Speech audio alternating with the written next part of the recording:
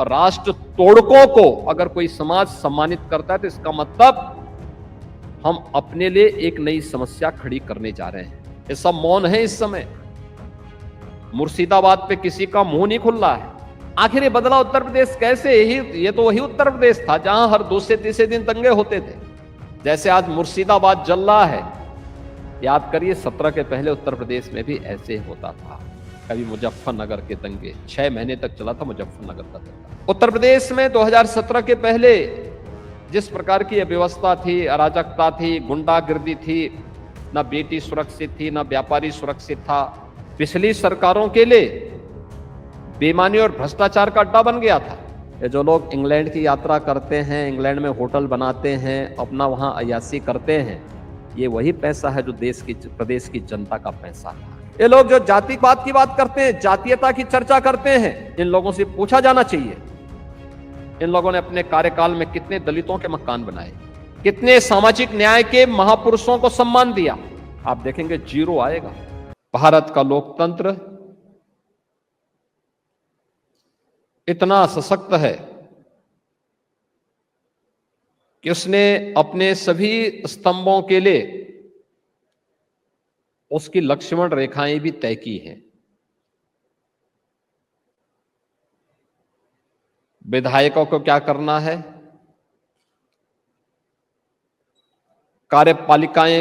कार्यपालिका की सीमाएं क्या है और न्यायपालिका की रचनात्मक भूमिका कैसे आगे बढ़ सकती है, और वहीं मीडिया भी किस रूप में अपनी जीवंत उपस्थिति के माध्यम से एक आम नागरिक को अपने साथ जोड़ सकती है। ये चारों स्तंभ अपनी लक्ष्मण रेखाओं का पालन करते हुए जब भी कार्य करेंगे तो ये मान करके चलिए कि वह लोकतंत्र को और भी पुष्ट करेगी।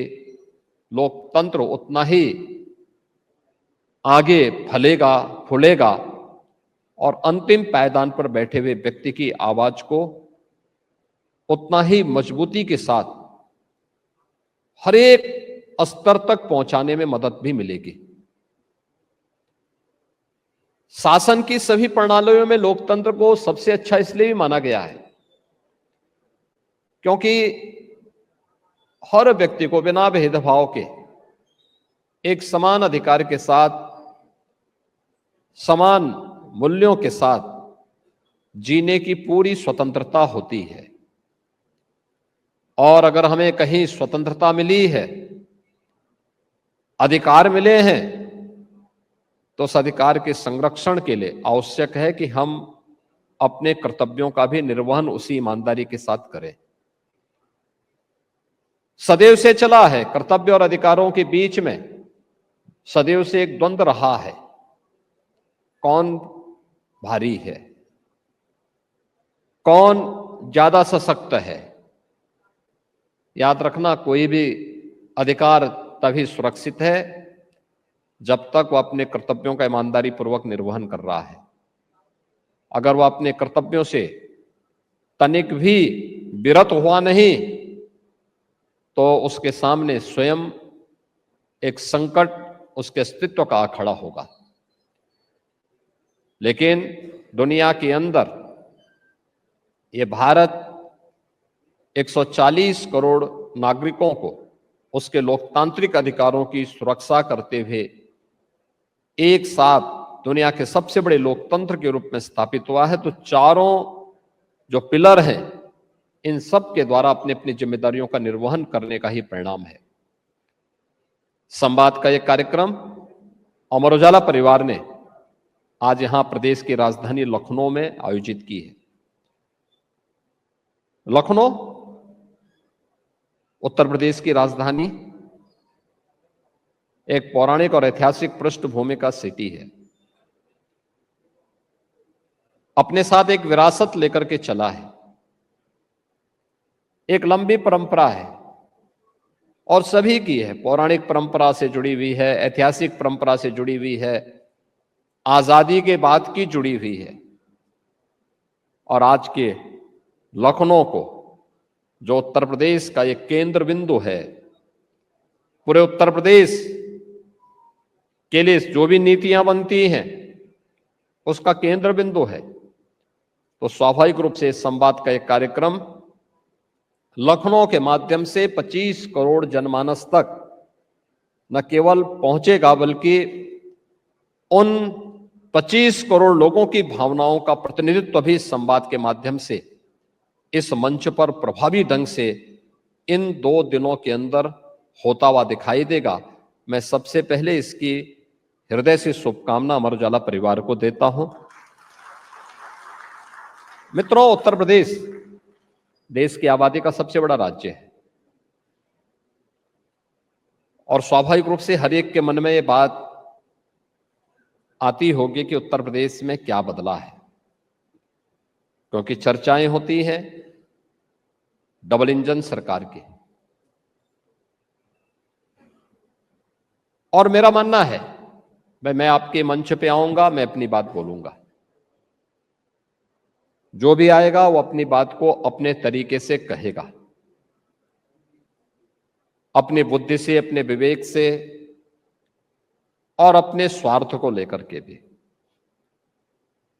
मीडिया का मंच है तो व्यक्ति कुछ बढ़ा चढ़ा करके भी अपनी बात को प्रस्तुत करेगा।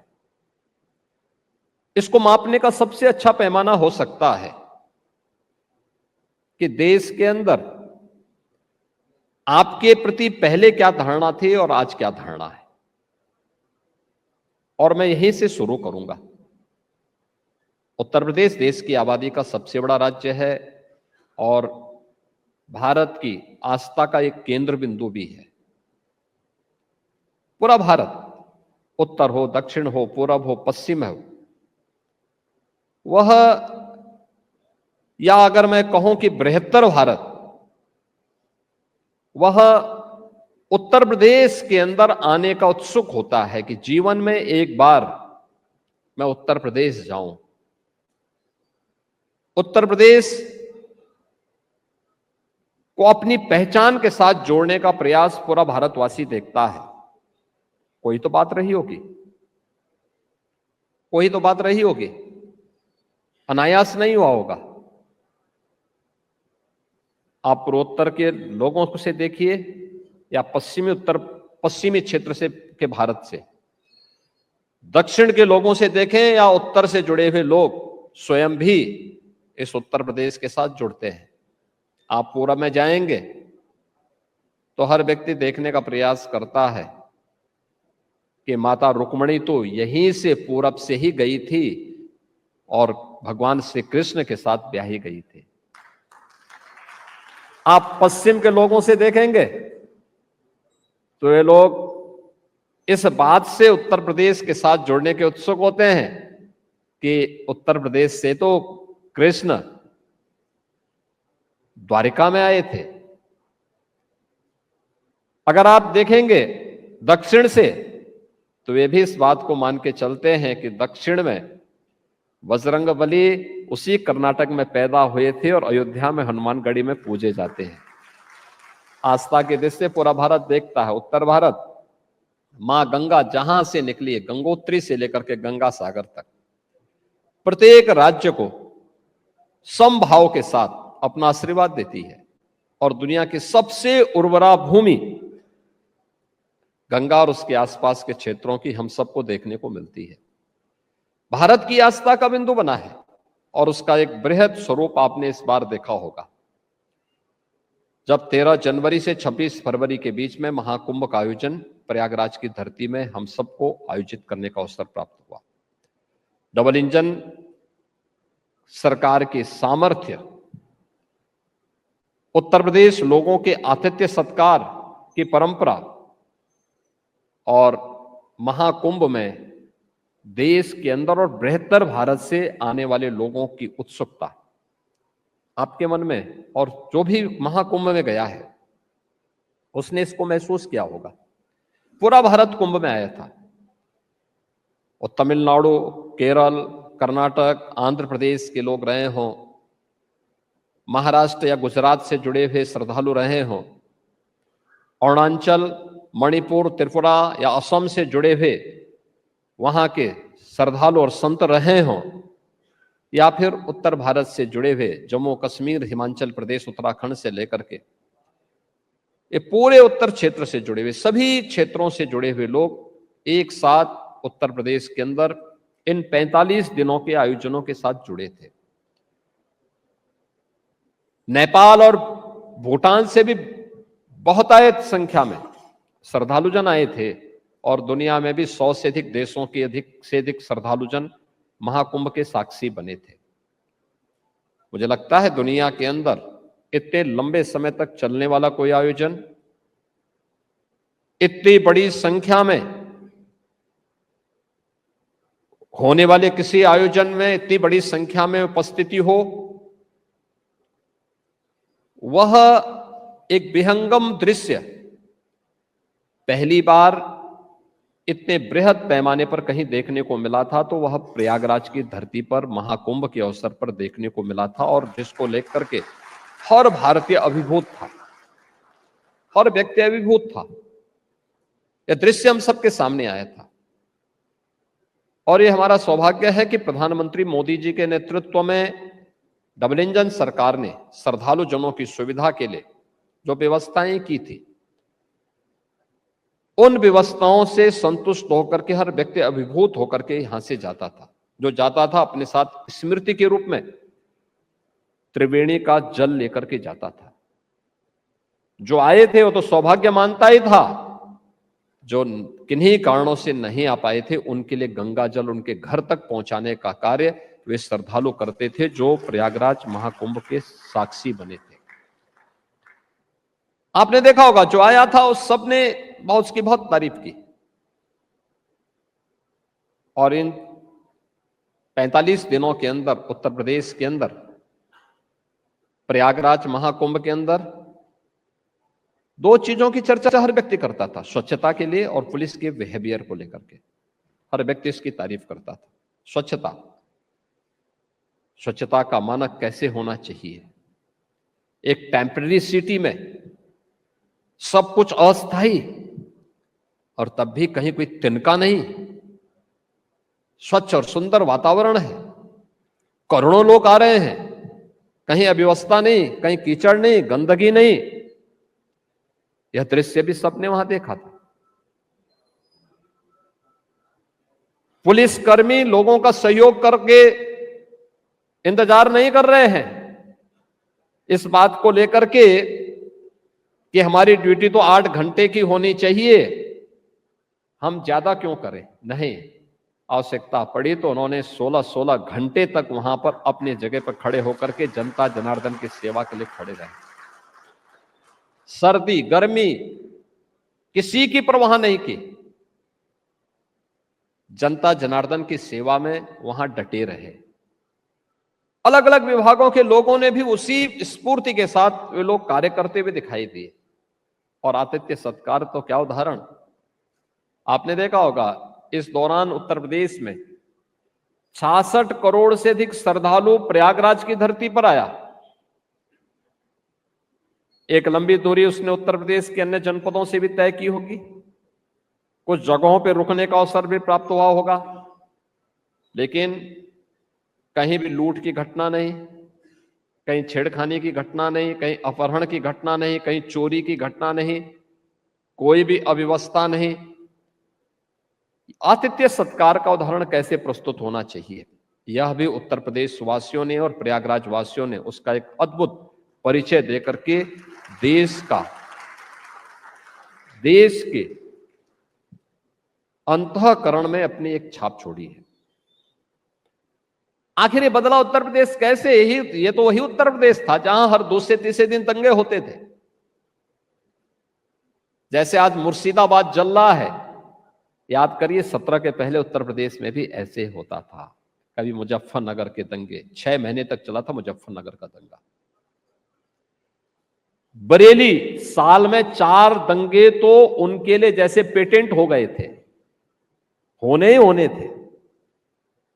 अलीगढ़, लखनऊ, कानपुर और न जाने कहां कहां, कोई जिला ऐसा नहीं था, कोई पर्व और त्योहार आता था तो पर्व और त्योहार के उत्साह और उमंग इसलिए मंद पड़ जाती थी क्योंकि लोगों को आशंका होनी थी, सज्जन लोगों को आशंका होती थी, शरीफ लोगों को आशंका होती थी, पता नहीं दंगा की चपेट में कौन आ जाए। व्यापारी इसलिए व्यापार करने से घबराता था कि पता नहीं कब दंगा हो जाए और जो सामान वो लेकर के आएगा पता नहीं कब वह आग की भेंट चढ़ जाए। यही दृश्य होते थे। आज तो दंगा नहीं होता है, आज तो उत्तर प्रदेश दंगा मुक्त है, आज अराजकता से मुक्त है। आज उत्तर प्रदेश हर पर्व और त्योहार को उसी भव्यता के साथ, उसी उत्साह और उमंग के साथ, वो किसी भी जाति, मत, मजहब, क्षेत्र, भाषा से जुड़े हुए लोगों का पर्व और त्योहार क्यों ना हो, उत्तर प्रदेश के अंदर शांतिपूर्ण तरीके से संपन्न होते हैं। क्या होली, क्या दीपावली, क्या ईद, क्या क्रिसमस, क्या गुरु पर्व, या फिर क्या जगन्नाथ जी की झांकी हो, या फिर खाटू श्याम की यात्रा, इस सभी पूरी भव्यता के साथ प्रदेश के अंदर उसी उत्साह और उमंग के साथ निकलते हैं। कहीं कोई दिक्कत नहीं होती, कोई समस्या किसी को नहीं। आखिर ऐसा कौन सा परिवर्तन हुआ है? लेकिन इस परिवर्तन का लाभ, ये उत्साह और उमंग का लाभ, इस शांति और सौहार्द का लाभ उत्तर प्रदेश को प्राप्त हुआ है। याद करिए, 17 के पहले उत्तर प्रदेश की जो जीएसडीपी थी वह 12,75,000 करोड़ रुपए की थी कुल। यानी 1947 से लेकर के 2017 तक, इन 70 वर्षों में हम लोगों की कुल जो मूल्यांकन अगर आप करेंगे तो उत्तर प्रदेश की जीएसडीपी की, तो वह केवल 12,75,000 करोड़ रुपए की थी। और इन 8 वर्षों में हम कहां पहुंचे हैं? इन 8 वर्षों में हम पहुंच रहे हैं लगभग 30 लाख करोड़ रुपए की जीएसडीपी के साथ। उत्तर प्रदेश वहां पहुंच रहा है। यानी कितनी रफ्तार हमारी बढ़ी है। यह देश जब आजाद हुआ था, उत्तर प्रदेश की पर कैपिटा इनकम जो प्रति व्यक्ति आए थे और नेशनल एवरेज के बराबर थी या उससे अच्छी थी। उर्वरा भूमि थी, हमारे पास पहले से ही जल संसाधन प्रचुर मात्रा में था। उस समय उद्योग भी उतने नहीं लगे थे। खेती, किसानी, पशुधन, यह अर्थव्यवस्था के आधार हुआ करते थे। स्वाभाविक रूप से उत्तर प्रदेश को इसका सर्वाधिक लाभ था। लेकिन लगातार हर पंचवर्षीय योजना तो देश के विकास के लिए बनती थी, लेकिन उत्तर प्रदेश की अर्थव्यवस्था लगातार गिरावट की ओर थी, लगातार गिरावट की ओर थी। और 2017 तक आते आते उत्तर प्रदेश की अर्थव्यवस्था देश की प्रति व्यक्ति आय की 1/3 रह गई थी, यहां की प्रति व्यक्ति आय। आज हमें बताते हुए प्रसन्नता है कि उत्तर प्रदेश की प्रति व्यक्ति आय जो 2016-17 तक केवल 46,000 रुपए थी, अब वह बढ़कर के 1,10,000 से ऊपर पहुंच चुकी है। और आने वाले समय में मैं इस बात को मानता हूं कि जो भी आंकड़े आएंगे उसमें वह 1.25 लाख रुपए तक जरूर पहुंच रही होगी इस समय उत्तर प्रदेश के अंदर per capita income. Uttar Pradesh में 2017 के पहले जिस प्रकार की व्यवस्था थी, अराजकता थी, गुंडागर्दी थी, ना बेटी सुरक्षित थी, ना व्यापारी सुरक्षित था, कोई निवेश करने नहीं आता था, कोई तैयार नहीं था। आज उत्तर प्रदेश के अंदर निवेश का एक बेहतरीन वातावरण बना है हर एक सेक्टर में। और मुझे लगता है कि उत्तर प्रदेश आज अकेले इन 8 वर्षों में हम लोगों ने जो बड़ा निवेश कराया है, उनकी संख्या अपने आप में ही मेरा अनुमान है कि 15 करोड़ का तो यहाँ पे इन्वेस्ट यूपी के माध्यम से ही हम लोगों ने करवाया है। एमएसएमई विभाग का अलग है, अन्य विभागों के अलग अलग है। और इस बड़े निवेश के माध्यम से हम लोगों ने लाखों नौजवानों के लिए नौकरी की सुविधा यहां पर दी है। आज उत्तर प्रदेश के पास अपना लैंड बैंक है। उत्तर प्रदेश के पास 33 अलग अलग सेक्टर में निवेश करने के लिए सेक्टोरियल पॉलिसीज हैं। आज उत्तर प्रदेश के अंदर विकास की अनंत संभावनाओं को लेकर के कार्य करने के लिए, जो कार्य की एक व्यवस्था, एक निवेश के लिए अनेक फील्ड उत्तर प्रदेश के अंदर खुले हुए हैं। हर एक क्षेत्र में पर्याप्त मात्रा में निवेश हो रहे हैं। कोई पिक एंड चूज नहीं, पॉलिसी के दायरे में कोई व्यक्ति आएगा, निवेश मित्र पोर्टल से करेगा, 500 से अधिक क्लियरेंस उसको एक प्लेटफॉर्म पे उपलब्ध होने की व्यवस्था है। कोई व्यक्ति निवेश करने का इच्छुक है, एमओयू करते ही उसकी मॉनिटरिंग की व्यवस्था निवेश सारथी के माध्यम से है। और किसी का प्रोडक्शन प्रारंभ हो गया तो प्रोडक्शन प्रारंभ होते ही उस निवेशक के लिए प्रदेश के अंदर इंसेंटिव भी ऑनलाइन देने की व्यवस्था की गई है। अकेले एक वर्ष में हम लोगों ने 24-25 में ही अब तक हम लोग 4000 करोड़ रुपए से अधिक के इंसेंटिव यहां जिन लोगों ने उद्यम लगाए थे और प्रोडक्शन प्रारंभ हो चुका है उनको दे चुके हैं। यह किसी भी सरकार के, जितना हमने एक वर्ष में दिया है, आजादी के बाद किसी भी सरकार के 5 साल या 10 साल के कार्यकाल में इतना इंसेंटिव किसी भी उद्योग को नहीं दिए गए थे, निवेशकों को कभी नहीं दिए गए थे। हां, लोगों के मन में एक बात थी, सरकारें घोषणा तो करती थी, लेकिन जो अक्सर होता है कि मंथ में नेता बोलेगा तो इसका मतलब यह है कि वो सच नहीं होगा, और यही होता था। पॉलिसी के दायरे में लाने के बावजूद भी सरकारें इंसेंटिव नहीं देती थी और निवेशक भी ये मान लिया था कि साहब ये तो नेता की घोषणा है तो पूरी नहीं होनी है। हमने कहा नहीं, अगर सरकार ने घोषणा की है तो ये नेता की नहीं, ये उत्तर प्रदेश की आवाज है, उत्तर प्रदेश की बात है, पूरी होनी ही होनी है। और इसको हम लोगों ने यहां पे हर अक्षरशः लागू करने का कार्य किया। आज निवेश के एक बेहतरीन गंतव्य के रूप में उभरा है। उत्तर प्रदेश एमएसएमई के सबसे बड़े केंद्र के रूप में आज देश के अंदर पुनर्स्थापित हुआ है। उत्तर प्रदेश खाद्यान्न का सबसे बड़ा जो पहचान उसकी थी, सर्वाधिक खाद्यान्न उत्पादन करता है, आज उसमें फिर से उत्तर प्रदेश ने अपना स्थान बना लिया है। अब याद करिए, यहां की चीनी मिलों का क्या स्थिति हुआ करती थी। उत्तर प्रदेश की चीनी मिलें बंद थी, बिक रही थी। 10-10 वर्ष, 2017 में जब हम आए थे, 2007-8 से लेकर के 2017 तक के गन्ना मूल्य का बकाया, गन्ना किसानों का बकाया था। और आज 122 चीनी मिलें चल रही हैं। 122 चीनी मिलों में 105 चीनी मिल ऐसी हैं जो एक सप्ताह के अंदर गन्ना मूल्य का भुगतान कर रही है। बाकी जो चीनी मिलें हैं, उन 17 चीनी मिलों में भुगतान तो वे भी कर रही हैं, हां उनमें थोड़ा लेट है, हम उसको भी समयबद्ध तरीके से भुगतान करने के लिए बाध्य कर रहे हैं। देश का सर्वाधिक, यानी 1996 से लेकर के 1996 से 2017 तक गन्ना मूल्य का किसानों को जितना गन्ना मूल्य का भुगतान हुआ था, 8 वर्ष में हमने उससे अधिक 60,000 करोड़ रुपए, उससे अधिक यानी 2,80,000 करोड़ रुपए किसान के खाते में डीबीटी के माध्यम से उपलब्ध करवाने का काम किया है। यह है सरकार की स्पीड।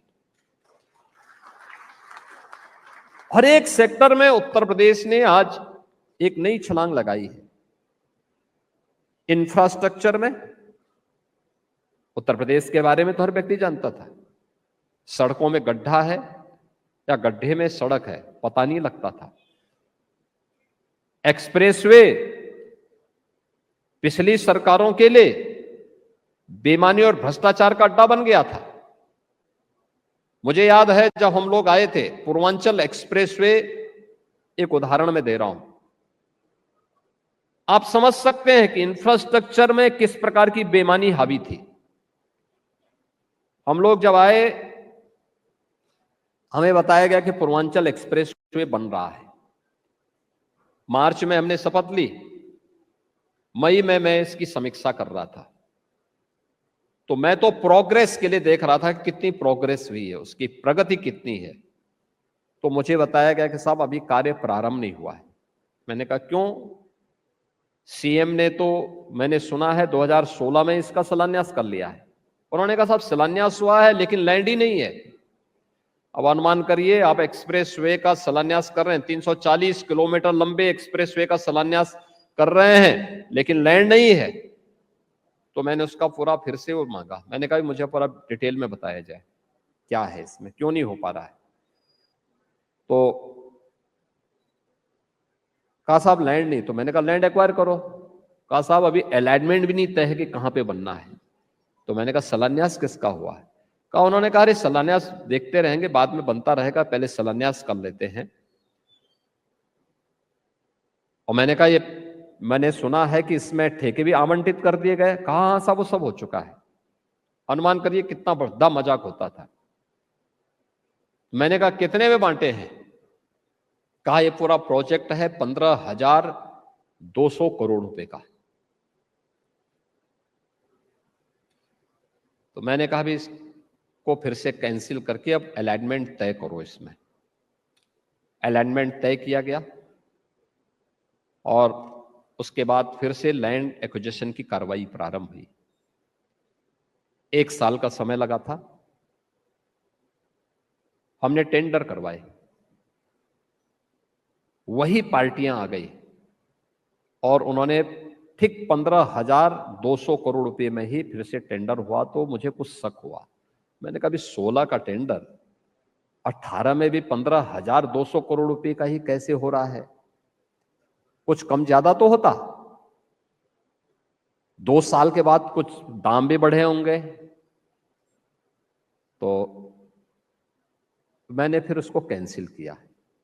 मैंने फिर कहा कि भाई ये काम करो, अब टेक्निकल और फाइनेंशियल बिड एक साथ मंगाओ और एक साथ देखो इसमें कैसे कुछ तो खेल हुआ था। और जब हम लोगों ने एक साथ मंगवाया तो आप आश्चर्य करेंगे कि वही एक्सप्रेसवे हमारा बना है 11,800 करोड़ रुपए में।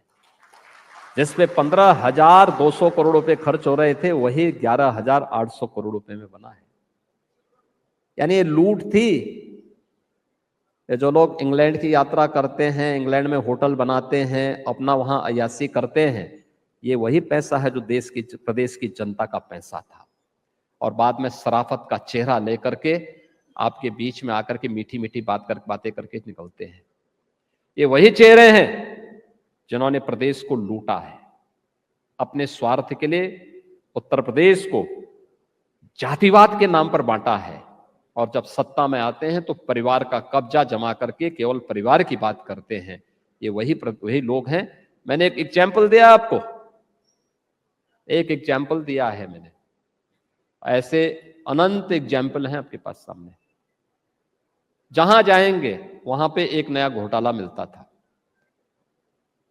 यही उत्तर प्रदेश में होता था। और अपने घोटालों को, अपनी बेईमानी को छुपाने के लिए इन्होंने सरकार के पैरेलल, समानांतर कुछ सत्ताएं उभारी थी हर जनपद में। उसी को कहते थे 1 डिस्ट्रिक्ट 1 माफिया। हर जिले में एक माफिया उनका था। माफिया के सामने उनके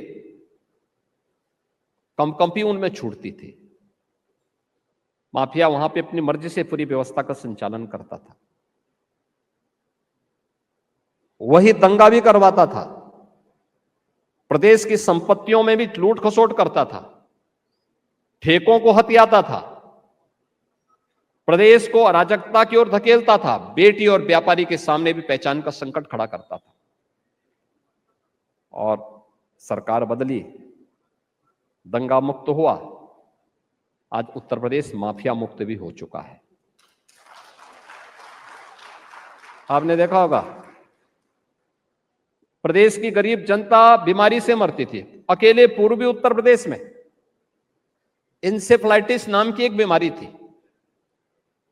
40 वर्ष में 50,000 मासूम बच्चों की मौत हुई है इस बीमारी से। आपने किसी राजनेता को उन मासूम बच्चों की मौत पर कभी रोते हुए देखा है?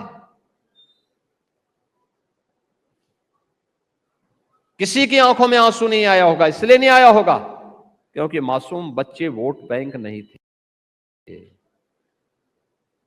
और ये मरने वाले जितने बच्चे थे, इसमें से 90 से 95% आबादी अल्पसंख्यक या दलित कम्युनिटी से जुड़े हुए बच्चे थे।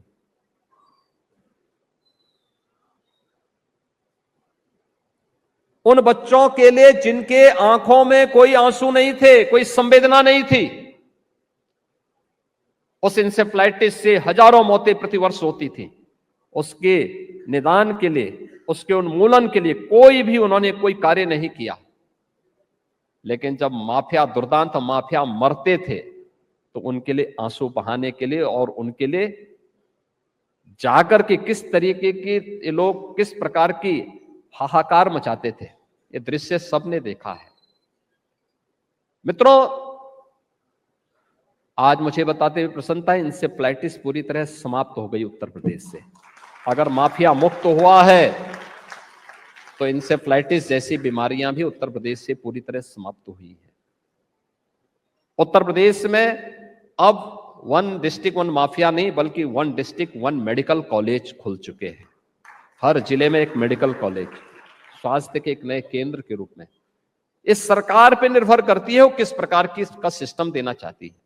आज हमारे पास देश का सबसे अच्छा इंफ्रास्ट्रक्चर है, एक्सप्रेसवे का सबसे बड़ा नेटवर्क हमारे पास, भारतीय रेल का सबसे बड़ा नेटवर्क हमारे पास,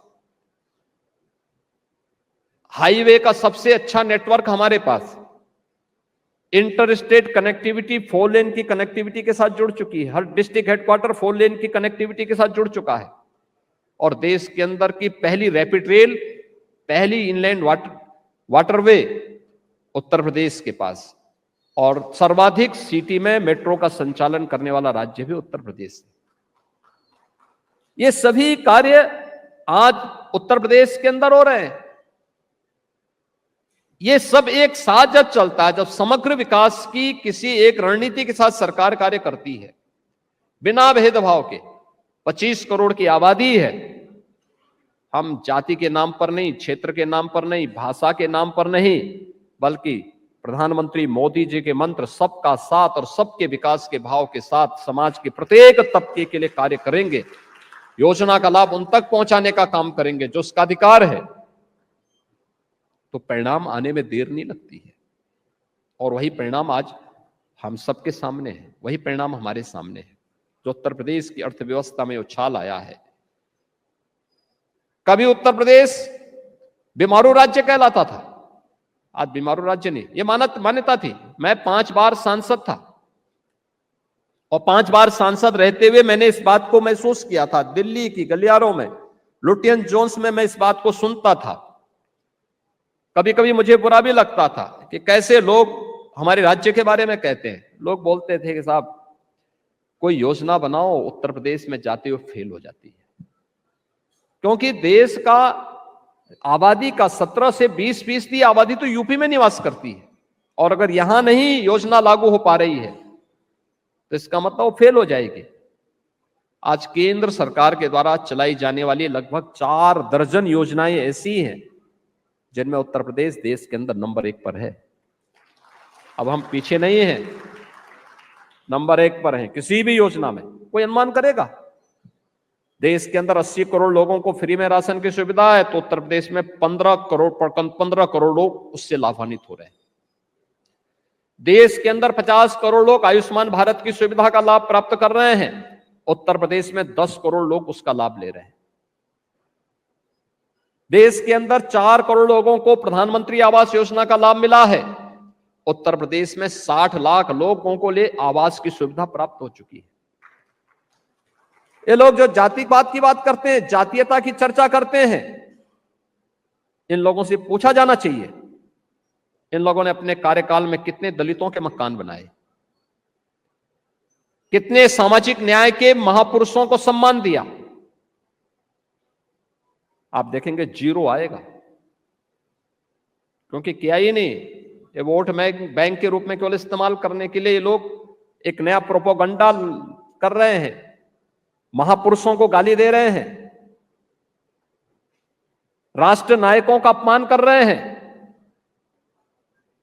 इतिहास की जानकारी न होने के कारण लगातार इस प्रकार के अनर्गल प्रलाप करते हैं, जिससे समाज में विद्वेष पैदा हो, जातीय संघर्ष खड़ा हो, आपस में लड़ाने की इस दुर्भिसंधि के चलते लगातार माहौल खराब करने का एक प्रयास, लगातार करने का प्रयास। बहुत शक होंगे,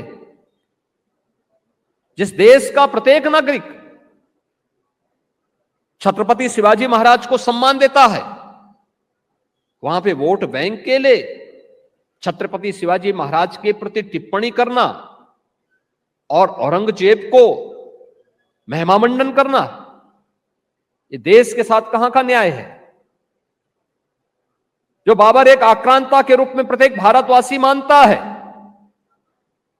को दरकिनार करते हुए बाबर को महिमामंडन करना, जो जिन्ना देश तोड़क है, उस जिन्ना की तुलना में उस जिन्ना को महिमामंडित करके इस राष्ट्र की एकता के शिल्पी लौह पुरुष सरदार वल्लभ भाई पटेल को अपमानित करना, यह कुछ लोगों के जीवन का ध्येय बन चुका है और इससे सावधान होने की आवश्यकता है, क्योंकि ये लोग लगातार इस प्रकार का प्रोपेगेंडा रचने का कार्य करेंगे, लगातार करेंगे। अपने स्वार्थ के लिए इस प्रकार के मुद्दों को छेड़ने का प्रयास करेंगे, जो आपस में ही सौहार्द को कम कर सके। लेकिन हमें एक समृद्ध उत्तर प्रदेश के लिए, एक विकसित और आत्मनिर्भर भारत के लिए हमें राष्ट्र नायकों को सम्मान देना पड़ेगा। याद रखना, प्रधानमंत्री मोदी जी ने आजादी के अमृत महोत्सव वर्ष में देश के लोगों को पंच प्रण की याद दिलाई थी, और पंच प्रण का एक संकल्प यह भी है कि राष्ट्र नायकों का सम्मान होना चाहिए, हर हाल में सम्मान होना चाहिए, क्योंकि अपने नायकों को विस्मृत करके कोई भी समाज कभी आगे नहीं बढ़ सकता है। और राष्ट्र तोड़कों को अगर कोई समाज सम्मानित करता है, तो इसका मतलब हम अपने लिए एक नई समस्या खड़ी करने जा रहे हैं। ये सब मौन है इस समय। मुर्शिदाबाद पे किसी का मुंह नहीं खुल रहा है। बांग्लादेश में की घटना ने इन सबको चौराहे पर पूरी तरह नग्न करके रख दिया है, और इसीलिए आज के इस संवाद कार्यक्रम के अवसर पर मैं कहूंगा, अमर उजाला एक शानदार यात्रा के साथ आगे बढ़ा है। 77 वर्षों की यात्रा, 77 वर्षों की इस यात्रा को आगे कैसे लेके चलना है। आजादी के एक वर्ष के बाद 1948 में अमर उजाला का प्रकाशन प्रारंभ होता है। 1948 से लेकर के 2025 में ये 77 वर्ष की यात्रा आज आपकी पूरी हो रही है, और स्वाभाविक रूप से आपने भी प्रधानमंत्री जी के संकल्प के साथ अपने आप को जोड़ा होगा। 1947 में ये देश अपनी आजादी का शताब्दी महोत्सव मना रहा होगा। 1947 का भारत कैसे होगा और 1949 में मीडिया की भूमिका देश के विकास में क्या होगी, यह अमर उजाला को भी तय करने के लिए 100 वर्ष की इस यात्रा के दौरान अपने पाठकों को बताना पड़ेगा कि उन्होंने इन 100 वर्षों में विकास में किस प्रकार का योगदान दिया है, समग्र विकास में, नौजवानों के लिए, अन्नदाता किसानों के लिए, शक्ति के लिए। श्रमिकों के लिए, समाज के अलग अलग तबके के लिए किस भूमिका के साथ हमने कार्यक्रम को आगे बढ़ाया है। अनेक रचनात्मक कार्यक्रमों के साथ अमर उजाला परिवार कार्य करता है। यहां पर अतुल माहेश्वरी जी के नाम पे स्कॉलरशिप के कार्यक्रम को जोड़ता है। मेधावी छात्रों के सम्मान के कार्यक्रम के साथ मुझे कई आयोजनों के साथ जुड़ने का अवसर प्राप्त हुआ है। दिव्यांग जनों के लिए भी अनेक कार्यक्रमों के आयोजन अमर उजाला परिवार के द्वारा आयोजित होते हैं। अन्य अनेक जो रचनात्मक कार्यक्रम हैं, इन सब के साथ साथ कैसे हम और बड़े स्केल पर इस कार्यक्रम को आगे बढ़ा सकते हैं और राष्ट्र निर्माण की इस प्रवर्तमान अभियान में एक विकसित भारत की परिकल्पना को साकार करने के लिए, आत्मनिर्भर भारत की संकल्पना को साकार करने के लिए, विरासत और विकास के इस अद्भुत संगम को जो नया भारत आज प्रधानमंत्री मोदी जी के नेतृत्व में अनुभव कर रहा है, इसको और द्रुत गति से आगे बढ़ाने के लिए मीडिया की क्या सकारात्मक भूमिका हो सकती है, उस सकारात्मक भूमिका के लिए अमर उजाला परिवार निरंतर कार्य करेगा। मैं 77 वर्ष की शानदार यात्रा के लिए अमर उजाला परिवार को एक बार फिर से हृदय से बधाई देता हूं, अपनी शुभकामनाएं देता हूं और विश्वास व्यक्त करता हूं कि संवाद की परंपरा अनवरत आगे बढ़ती रहनी चाहिए। आप सबके प्रति मेरी मंगलमय शुभकामनाएं हैं। धन्यवाद। जय हिंद।